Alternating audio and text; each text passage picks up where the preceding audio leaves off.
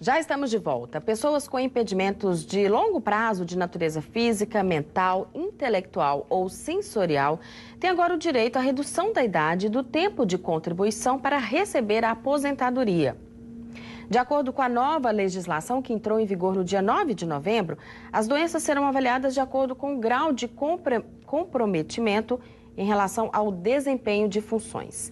Quem vai explicar os avanços e as deficiências da nova lei é o advogado Roberto Carvalho. Bom dia, Roberto. Bom dia. Essa lei, ela já está em vigor, mas ainda falta uma regulamentação. Exatamente. É a Lei Complementar 142, ela foi publicada em maio de 2013 e foi estabelecido um prazo para que ela efetivamente entrasse em vigor. Esse prazo foi de 6 meses. E a partir do dia 9, essa lei entrou em vigor, ou seja, a lei já está valendo.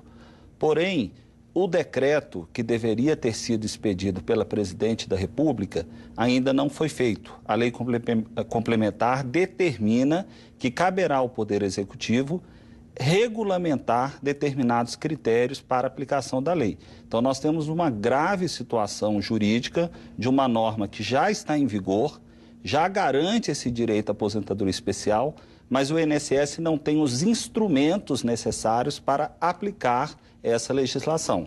Que tipo de deficiência deve ser contemplado com essa lei? Essa aposentadoria especial, ela foi prevista em 2005, portanto regulamentada 8 anos após, e agora novamente estamos diante de outra falha do poder público em regulamentar a lei.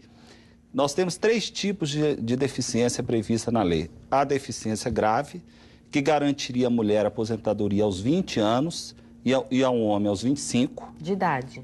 25 de tempo de contribuição, independentemente da idade. 20 para a mulher, 20 e 25 para o homem.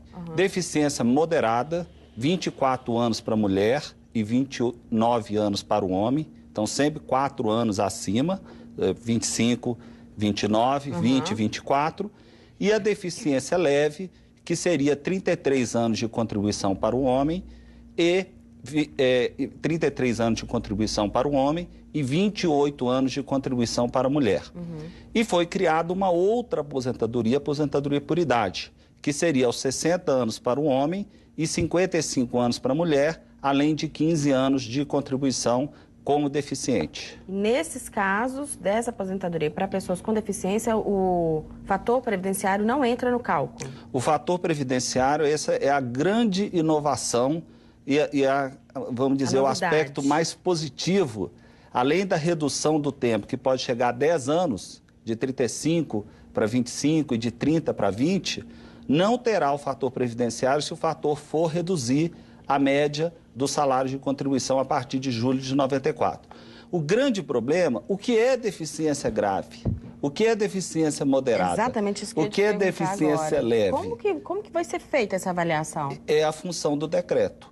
O decreto vai dizer, por exemplo, uma perda auditiva, em quantos decibéis isso vai representar uma deficiência grave, o quanto de perda será moderada.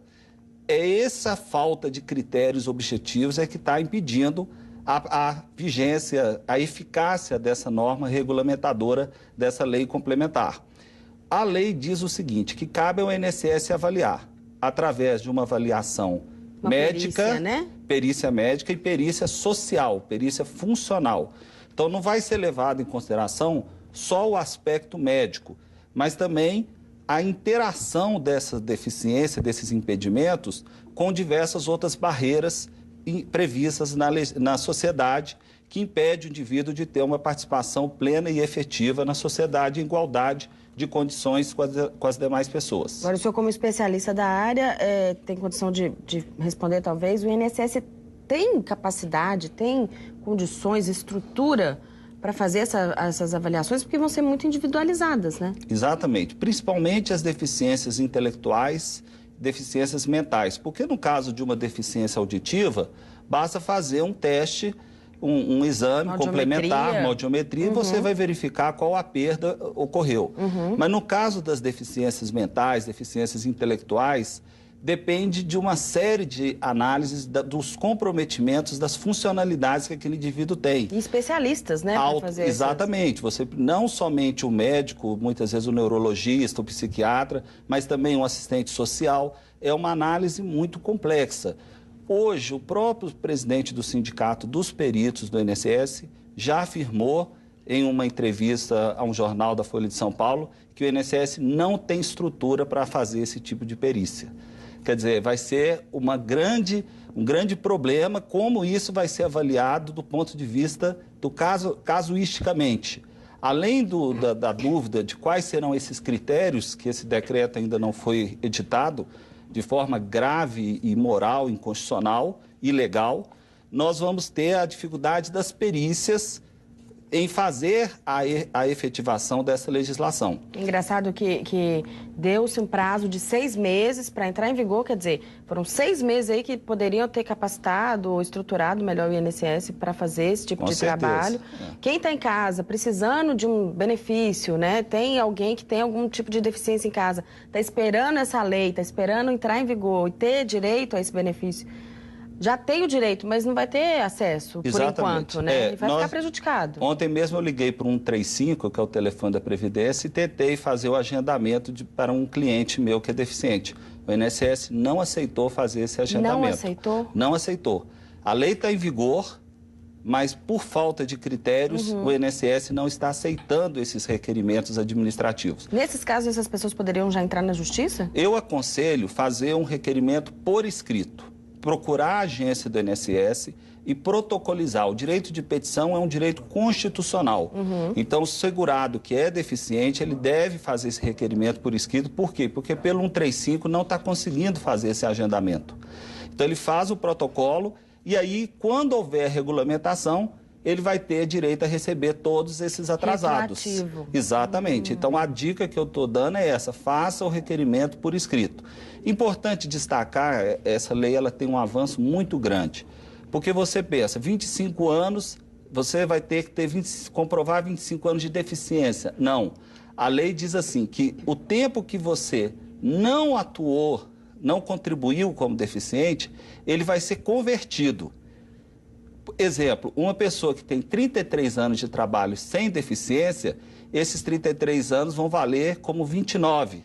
Eles vão ser transformados e somados ao tempo de deficiente.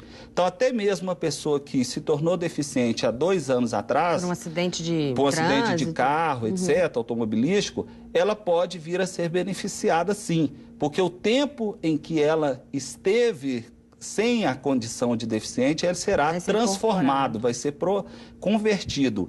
Então, é um benefício espetacular, é um grande avanço a regulamentação desse dispositivo constitucional. E aí nós estamos aguardando esses critérios que estavam sendo esperados para segunda-feira agora, mas que infelizmente não foram editados.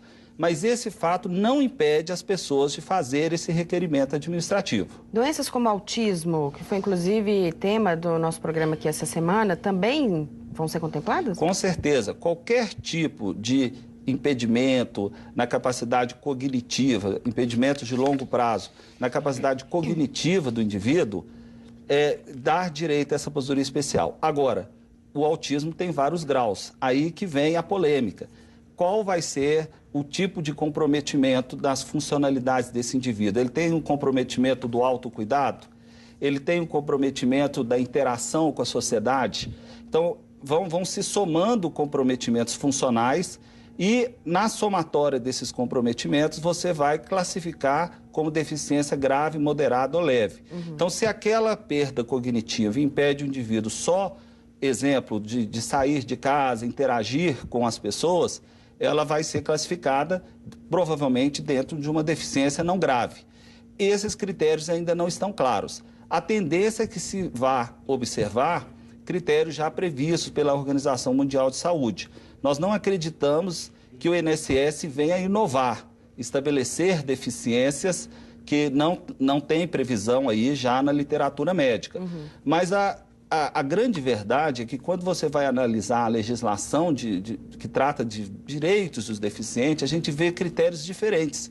Na legislação trabalhista, por exemplo, que prevê que as empresas com mais de 100 empregados são obrigadas a ter uma cota de 2 a 5% de deficiente, existe um critério de deficiente. Para ter direito à isenção do IPVA, né, para os veículos automotores, o critério é outro. Então, essas polêmicas é que geram essa insegurança jurídica. Para vários ordenamentos, microcosmos jurídicos, dentro do ordenamento jurídico pátrio, o deficiente é tratado de forma distinta. Essa é a grande polêmica. Agora, esse tipo de benefício aqui é só para quem contribui para a Previdência. Nós não vamos poder confundir esse benefício com LOAS, que é aquele benefício assistencial para o deficiente que nunca contribuiu para a Previdência, de qualquer idade, mas que é miserável, é pobre, que tem uma renda familiar inferior a 1/4 do salário mínimo. Esse benefício já está regulamentado na nossa legislação, que é o benefício de um salário mínimo para o deficiente, exceto o 13º, e tem direito a um salário mínimo por mês, mas esse é para quem não contribui. Essa aposentadoria aqui é para o contribuinte da Previdência Social. Lembrando que o telefone do INSS, para quem quiser mais informações, é o 135, mas como o doutor Roberto disse aqui, é importante a pessoa ir lá pessoalmente, protocolar lá o pedido, para ter isso documentado e na hora que sair a regulamentação da lei, você ter a prova e poder requerer esse período anterior. Obrigado, viu, Roberto, pela sua presença aqui. Muito obrigado. Bom dia para o senhor. Bom dia. Por hoje é só e eu vou deixar uma pergunta no ar. Você acredita ser possível amar mais de uma pessoa ao mesmo tempo? No programa de amanhã nós vamos falar sobre o poliamor. Não perca. Bom dia para você. Tchau.